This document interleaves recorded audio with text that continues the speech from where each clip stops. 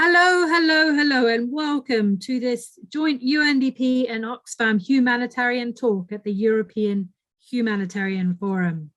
My name's Rachel Scott. I work with the Crisis Bureau at UNDP, and you're about to listen to a fascinating conversation about words into action, operationalization of the HDP nexus, so the humanitarian development piece or triple nexus, through the integration of the gender perspective, which of course is all important. Firstly, our great thanks to the EU for hosting this tremendous forum and full of really interesting conversations. The EU, of course, is a strong supporter of multilateralism and provides global leadership in the critical area of crisis, fragility, and the HDP nexus. Of course, something that UNDP and the EU collaborate on very strongly, and Oxfam as well. In 2016, the world got together at the World Humanitarian Summit and decided that we would end need, not just meet need, but go beyond that and try and deal with the root causes and the issues that are creating those crises in the first place. But with humanitarian needs expected to exceed 40 billion for the first time this year, and with SDGs off track in many of the fragile contexts, and every morning when we wake up and look at the news, the world seems to be going in the wrong direction. Perhaps we are quite a long way from our commitment, our shared commitment to ending need.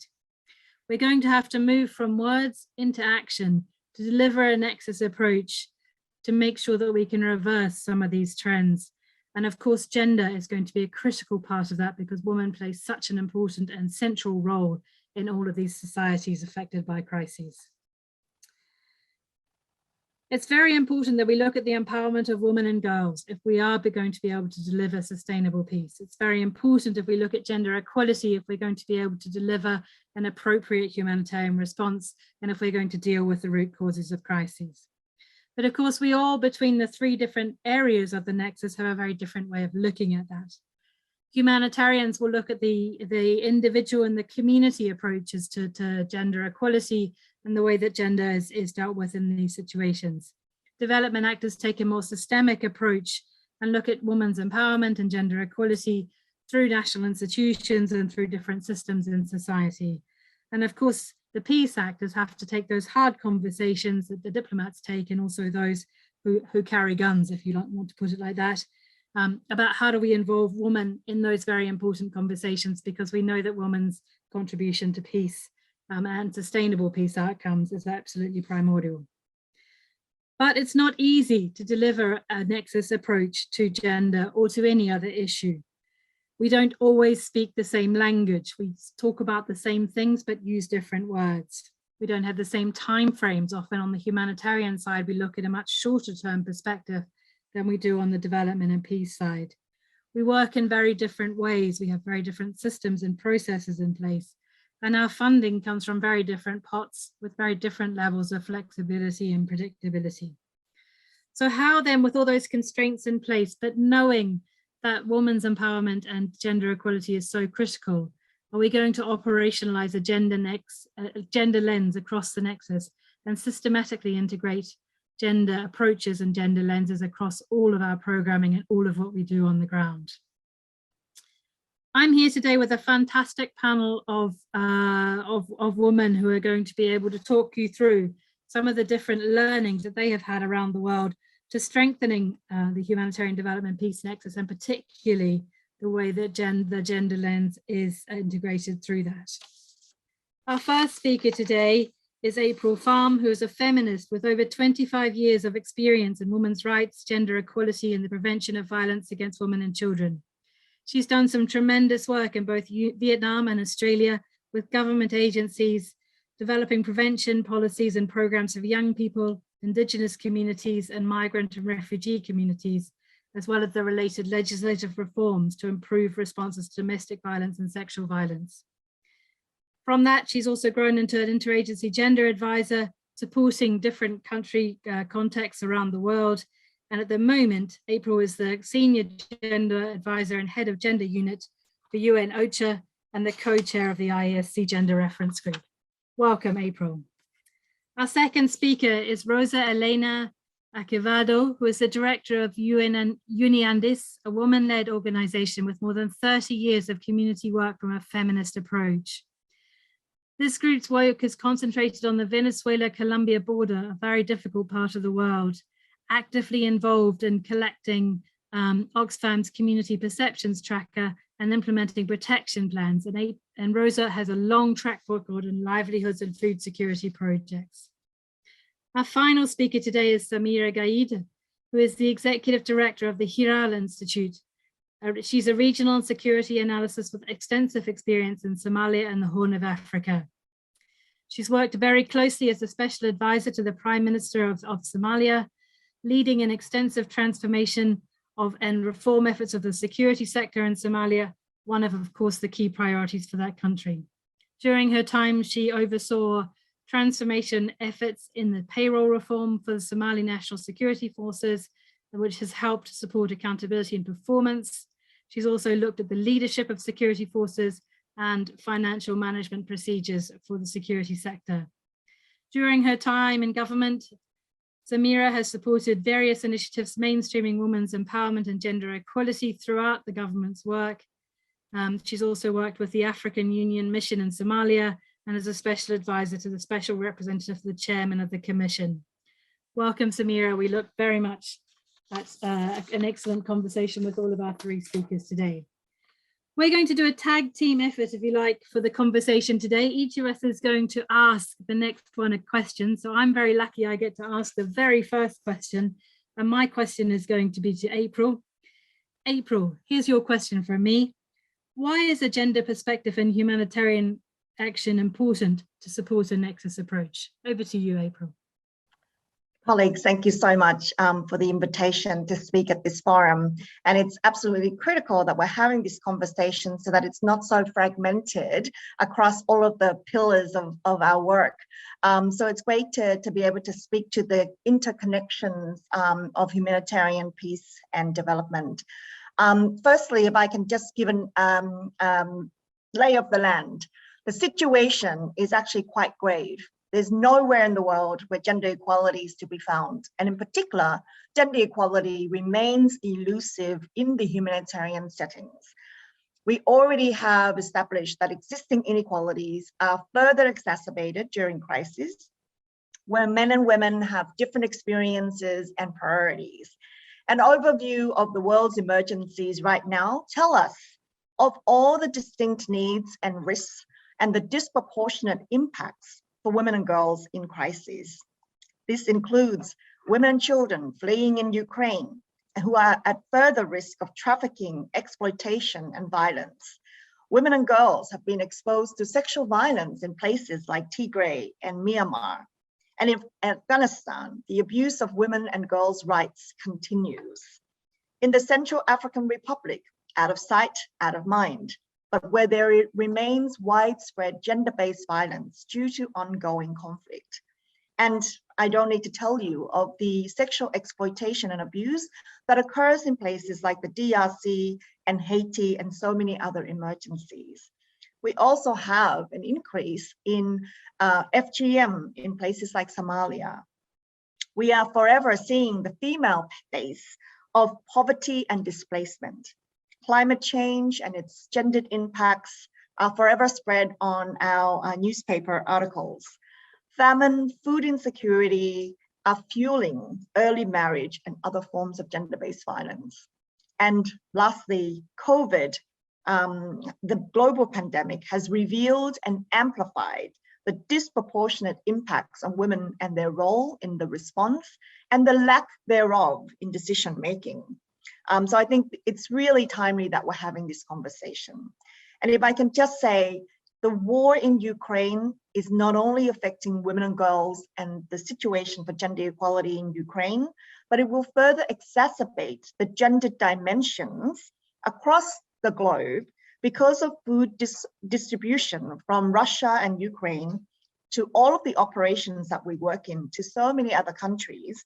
This will be further hampered, fueling more competition for resources, which fuels more violence. So women's peace and security globally is at detrimental risk. I cannot stress this enough.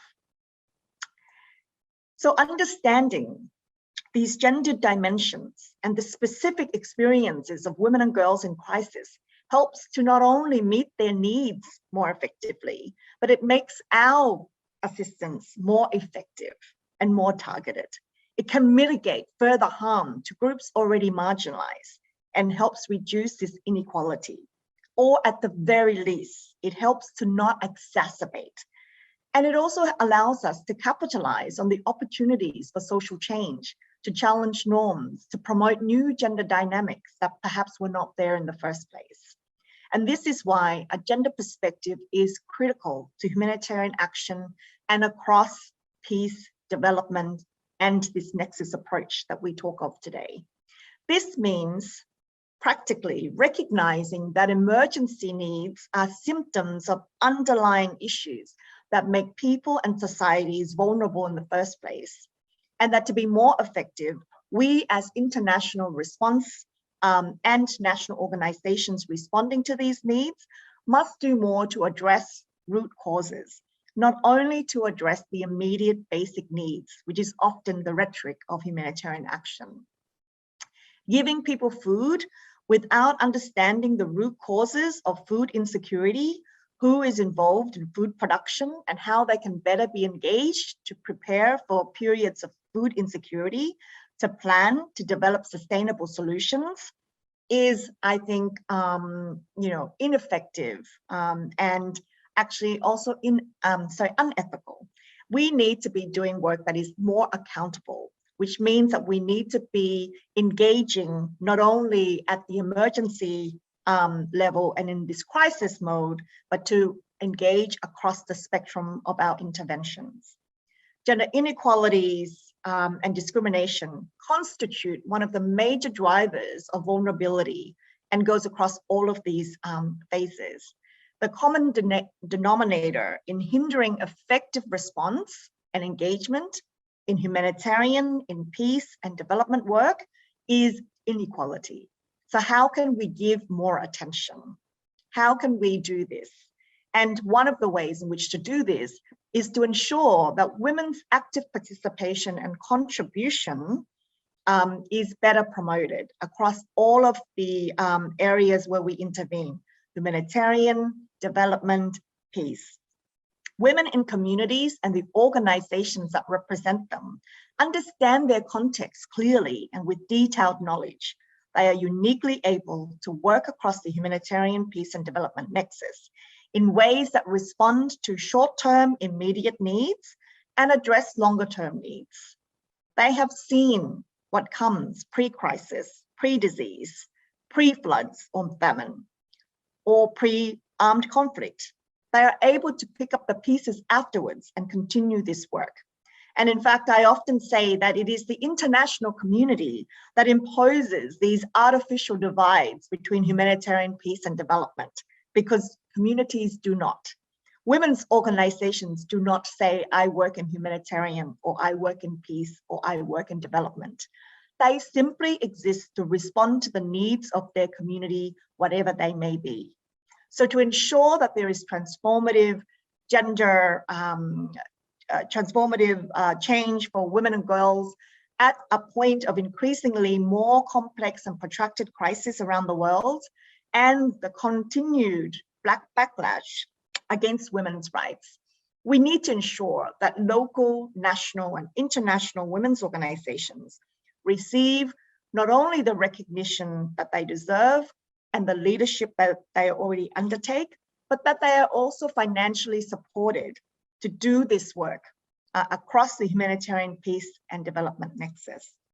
So with this, I want to turn over to Rosa and to really invite her to speak to some of the challenges faced by local organizations in bringing in this nexus approach, and what are some of the solutions to overcome them. Rosa, the floor is yours. Gracias. Buenos días. Rosa Elena Acevedo. Thank you very much. I'm Rosa Elena Acevedo from Uniandes, a social civil society organization. Well, the question as such is a challenge.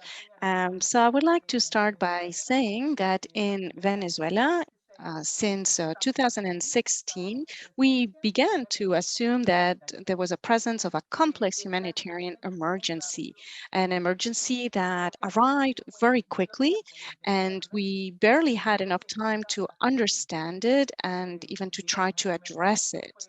So at the beginning, we had this immediate action, and then little by little, we started to think about all the different factors, different strategies that should be part of a humanitarian action to go beyond a humanitarian action, and that would allow us to introduce different actions for development and also to promote peace, which is very necessary right now in Venezuela.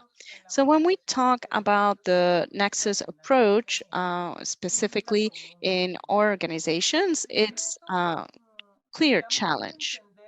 So the first challenge is to understand that although we know that we cannot have just one way to look at this and to have one solution, well, the first action will need to be humanitarian. So at the beginning, the action needs to be humanitarian. And then Venezuela, we see that right now we're addressing one of the most important migratory movements, and we need to have an immediate response, and then at the same time, go beyond this. So we need to incorporate women, so involve women, and this is one of the challenge for us that are starting to use this as a specific strategy. At the beginning, we've heard that you have mentioned the 2030 agenda, which is very important, and it provides orientation for action. Specifically in Venezuela, we have two aspects. We have this complex humanitarian emergency that needs to be taken into account. So this is our national challenge, and then the COVID-19 pandemic, which is the global challenge. So NGOs right now have to play a specific role regarding this. We need to continue doing what we were doing before the emergency, so long-term commitments, so local development, also introducing monetary systems, financial planning, systematization, learning processes, and now we need to have a different way to look at things. And this is the challenge. This is the challenge that we have right now. At the same time, is a challenge in the relationship that we have with humanitarian donors. So we are asking ourselves, what can we do regarding the actions, the type of support that we require right now, also the development of strategies to include women, to have a more gender approach to strengthen women and girls, and how we're living this in Venezuela. And at the same time, we have the strategic lines of the different donors with their specific deadlines for specific projects. So I think this is a very interesting debate. And it's a debate that we need to have with other actors, which we believe are very important. So to create these type of spaces also with the humanitarian teams. So with the United Nations, for example, but we also need to have women's organizations, social organizations, organizations that are there to promote peace. So to have all stakeholders, and we need to set spaces for this. Another important challenge is the work with local actors.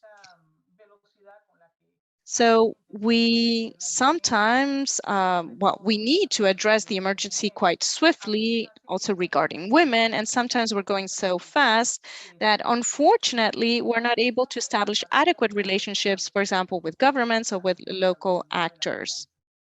And this can go against the establishment of alliances, for example. So this has been a challenge for us, and it still is.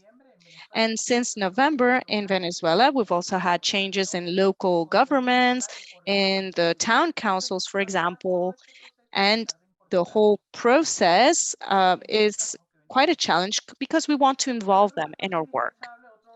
Another important factor, important challenge is also the promotion of human rights as a basis for building a culture of peace, respect for life, freedom, also gender equality.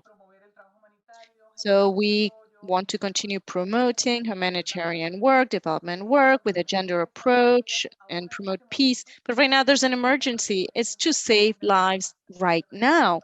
And this is why it poses such a challenge.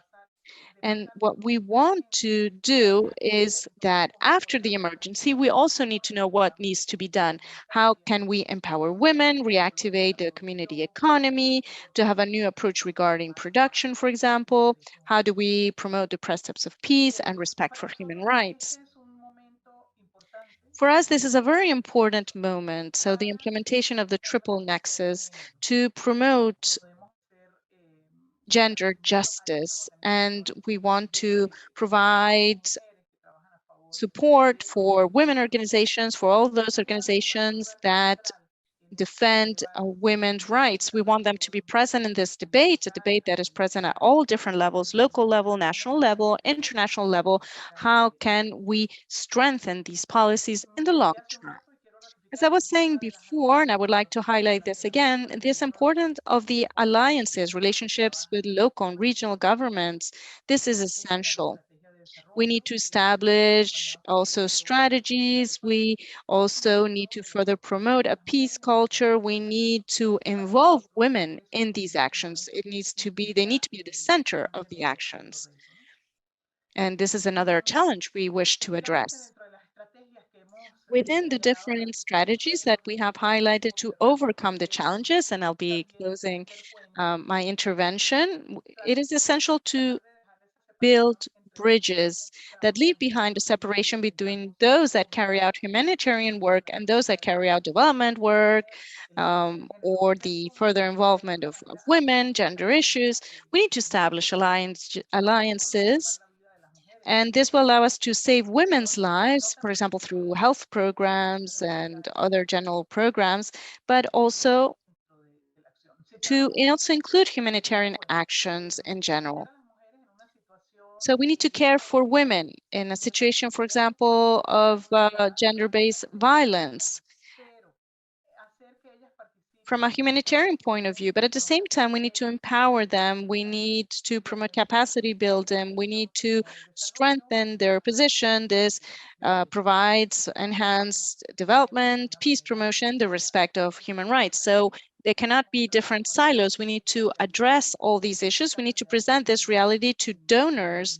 So what we are living right now in Venezuela, where we have more than 6 million people outside of the country, and 50% of this population, more or less, are women. And finally, from Uniandes, it is a challenge to incorporate the Nexus approach in our action, especially due to the fast pace of the complex humanitarian emergency. However, we are strengthened by the experience that we already have in community work, in our work for development promotion, and the belief in the fundamental role that women play in this promotion of development and peace. We have a long way to go, but we refuse to become an organization of mere emergency assistance. We are committed to development, and with this alliance for development and for the promotion of peace, we want to strengthen the action of the organizations and of women when setting projects, also to further promote SDGs, and we want to leave no one behind. This is what we say, but unfortunately, we are leaving people behind. So it's essential to have these alliances, to incorporate women in all these different processes, also for production, promotion of health, women's health, for example, the role played by women also in the fight against poverty and the promotion of peace. So the SDG 16 is essential to have solid institutions. These institutions are the ones that are really going to have the role to go beyond this emergency and to act beyond the emergency that we're living right now. Thank you very much for your attention. And well, now I would like to pose a question to Samara Guy. And she has a broad experience in Somalia and in the Horn of Africa. So I have a specific question for Samira regarding what is the key objectives, so the key aim of the Nexus approach is to build sustainable peace. So why is it important to ensure the involvement of women, boys, and girls? How can we break down the silos between humanitarian development and peace actors and ensure that humanitarians do not work alone? So this will be my question for Samira. Thank you very much.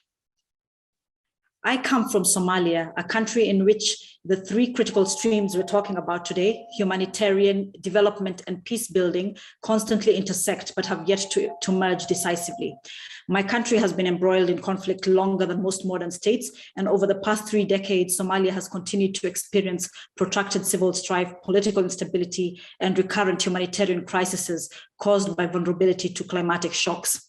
So Somalia has also suffered, the intense armed conflict that began initially as a civil war and then morphed through to several forms to the current fight against violent extremism. And all these, as expected, led to institutional and bureaucratic infrastructure collapse, devastating our human capital and physical infrastructure. Today, my country remains one of the poorest nations, with 7 out of 10 people living in poverty and close to 3 million internally displaced due to the conflict and climatic stresses. 70% of our population is under the age of 30, which should be a huge positive, but this also comes with a wide range of social, economic, and political challenges. Our youth unemployment rate is currently 67%, one of the highest in the world. But since the federal government was established in 2012, incremental progress has been made towards stability, but overwhelming challenges persist, especially for the most vulnerable in society. Women and children in Somalia continue to bear the brunt of it all. Like in all other challenging environments, women and children and girls specifically are disproportionately affected by violent conflict and its aftermath. The decades-long war has been marked by exclusionary politics, historical clan grievances, poor governance, lack of access to justice, lack of economic opportunities, conflict-related abuses, food insecurity, and a protracted humanitarian crisis. And in each of these consequences, the effect on women and girls has been the most pronounced. This, despite the fact that studies show that women's participation in peace and security helps prevent conflict, create peace and sustain security after war ends, especially when women are involved as decision makers. This was a lesson that I took to heart during my tenure as the primary security advisor for then Prime Minister. I wanted women to be recognized as actors with political motivations that were essential to bring about peace. The security sector in Somalia, like most security sectors, is male-dominated and perceived as unsuitable for women. And working in either the army or the police is stigmatized. As such, women are highly underrepresented. I made it a personal goal to increase women and youth participation and visibility in this sector with great success, I must say. We had a number of firsts: the first woman deputy police commissioner, the first woman director general at the Ministry of Defense, and the first woman in charge of one of the army directorates. She became the director of planning and strategy, a woman warrior, Iman Elman. Active recruitment of all female units for the police force were also initiated during my time. In my experience, Somalia is just the place to demonstrate that women are a force for peace. They're great at working across divides. They possess the unique understanding of their communities and raise important issues that are often neglected and can contribute to lasting peace if included in security forces and as decision makers. Generally, women have a better connection to the different layers of their communities. They're often better positioned to describe and implement effective solutions to achieve sustainable peace. During the last 30 years, many households are now women-headed, with women taking on more and more untraditional roles outside the home. But this is still not being recognized or appreciated.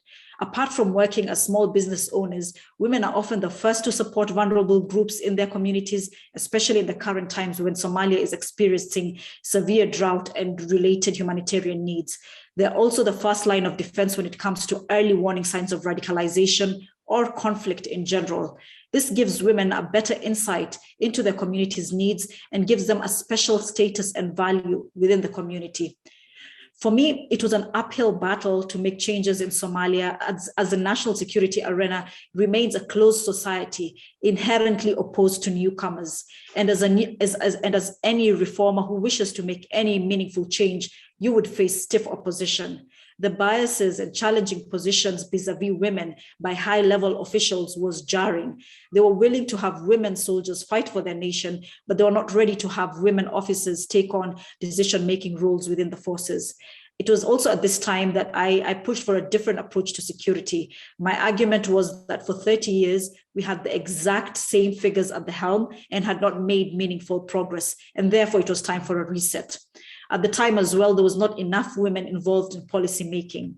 Somali women are almost exclusively present among civil society organizations where they have made meaningful changes for Somali women. But I believe that as an advocate for inclusive security, there needs to be more women in public service in the mid-level and higher levels of the bureaucracy. In particular, women in law enforcement have access to half of the population, which may be inaccessible to men in conservative cultures like ours. Further, women are likely to report gender-based abuse, either to female officers or to women within their communities who then seek help on their behalf. Somalia introduced specialized gender units across all police stations at the district level to increase the capacity of the Somali police force to address and investigate SGBV. As an example, this specialized women and child protection units provide psychosocial support, legal aid, and medical assistance. And in the past 10 years, we've had a higher number of reported cases of GBV, and it's hard to ignore that correlation. So how do we go about breaking down the silos? Breaking down the silos would entail that women in security, through their visibility, would play an important role in challenging social norms that keep women from playing an important role in building resilience. For sure, having women in the forces has opened doors for many other women in different sectors. Breaking the silos would also entail consciously working inclusively at the community level with local actors who have the best understanding of the community and its needs. Additionally, coordination platforms that bring together multilateral organizations and the government seldom include the voices of the most vulnerable, let alone local actors. So the silos work in many ways. Breaking down barriers in the security sector would necessitate breaking down silos at the political level first. Elected officials have a critical role to play in shifting the status quo that keeps women out of leadership positions. Only until our parliament begins to hold the administration, especially the security sector, responsible and accountable, then will we see policies that will be meaningful and provide progress for women. In Somalia, we still have a long way to go since the stigma that women cannot work in the security field is difficult to overcome. Nonetheless, a growing number of women are navigating the system. I feel that we must change people's minds to recognize women as a necessary component of security. Those who speak for the people have the capacity to change things. As a result, investing in societal awareness will have a good impact and help more women ascend through the ranks. I thank you for your kind attention. Thank you so much, and I hope we've all enjoyed everybody's interventions today as much as I have. I just want to come back for one final round for all my brilliant panelists. I'm going to go back to you first, April, if that's okay. Now, you've alerted to us about how gender equality is such an elusive thing in crises today, and actually how crises make gender equality much worse, and that women, peace and security, I think if I quote you correctly, are in a really, really bad place around the world today. And what you're saying is that emergency needs are symptomatic of underlying issues, and that we must do more to address the root causes of these issues and address inequality. So my question to you, April, is if you had a magic wand and you could change one thing about the way that we respond to crises today, what would it be? Over to you. Thank you so much for that. And as I was listening to both Samira and Rosa, I just thought, great that we are all so aligned on this agenda in terms of, what we think are critical to make a difference. And so if I can just very briefly summarize, what we need is to see gender inequality for what it is, which is much broader than in the emergency space. We have to stop working in silos and to really make these connections between all of these stakeholders, to have better coordination, better programming, and financing. and work with and support and listen and fund women's organizations. I think that this is a message that came out really strongly, which is, you know, the foundation for all of the social change that we want to have. And this is very much the advocacy efforts that OCHA and many other UN emergency organizations are pushing for. We have to also reflect on how this principle of do no harm spans across the nexus. And this gender lens is so critical. So what does this look like? 3 things: joint, risk-informed, gender-responsive analysis, the promotion of gender expertise, and the financing of women's organizations. These 3 things.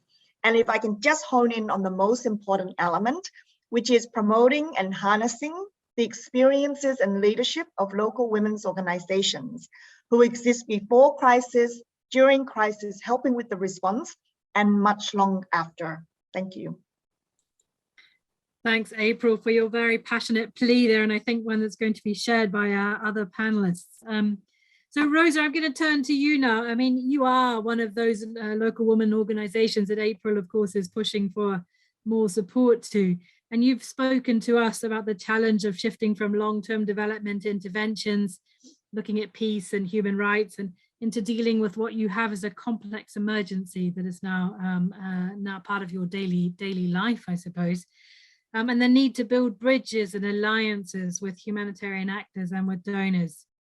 If I can ask you now, if you had this magic wand and you could change one thing about the way that the donors and humanitarian actors work so that we can build those bridges and alliances and build better results for women in your area and leave no one behind, what would that magic thing be? Over to you, Rosa. Thank you. Gracias. Thank you. Thank you very much. Well, I think that it would be essential to promote programs that allow strengthening women and women in Venezuela concretely in our case. So we need to empower them. We need to promote capacity, build them to respect the rights and the condition of being women, the fact that there are women, not only in Venezuela, of course, we need to offer this to all women. I'm talking specifically of our case of women from Venezuela that are right now outside of our country.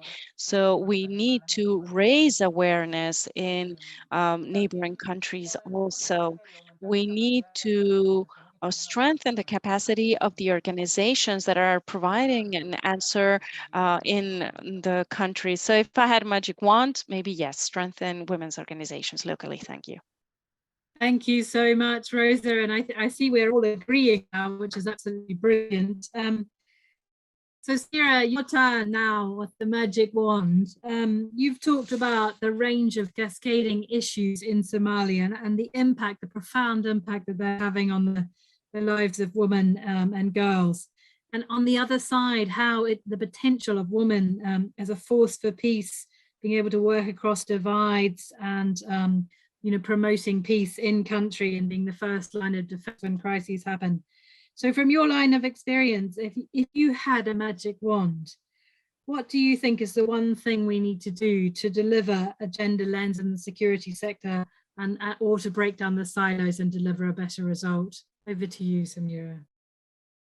Thank you so much. I believe the first thing and the only thing I would do would be to increase women's representation in technical capacity. So this is high-level technical capacity within all our government institutions, not just, you know, the legislature, but also the executive and in elsewhere, even in the business sector.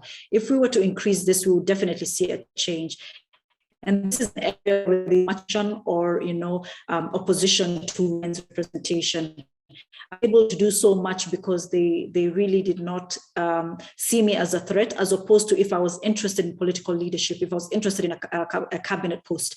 But because I was interested in just, you know, making technical changes, making moves within the security forces and not really going for politics, then I was able to have that leeway. Unfortunately, at the moment in my country, there is a lot of focus on political leadership, and I guess that's why the female MPs that we would pass through to, you know, pass legislation that is favorable to women, but we have faced so much opposition. They're almost never able to make the quota system. But I think if we focus on this technical capacity we would be advantage of a niche. For instance, I also taking advantage of perceived disadvantages. When a woman is considered as a token when she's brought into any system, you should really capitalize on that is as much change because already because of being part of this 30% quota. Second thing is that women in my country do not suffer as much from clan baggage. A lot is expected from men, especially from their clan, and women don't have those considerations, so they have much more time and much more leeway. And then the third thing is we're really invisible and not seen as a threat, and then you're able to push more agenda and get more done. And that's personally how I made it work in my system. And so I believe that instead of being passive, let us be aggressive in this way and make changes. Thank you so much, Samira. So you heard it here today. Support women's organizations, strengthen the capacity of those women's organizations to be able to deliver and increase women's participation and technical capacity in the real change that is needed on the ground. And that is how we move to end needs across the humanitarian development peace nexus with that very critical gender lens. You have been listening today to April Farm, to Rosa Elena Acevedo, and to Samira Gaid on our humanitarian talk, both UNDP and Oxfam at the European Humanitarian Forum. Thank you for listening and enjoy the rest of the forum.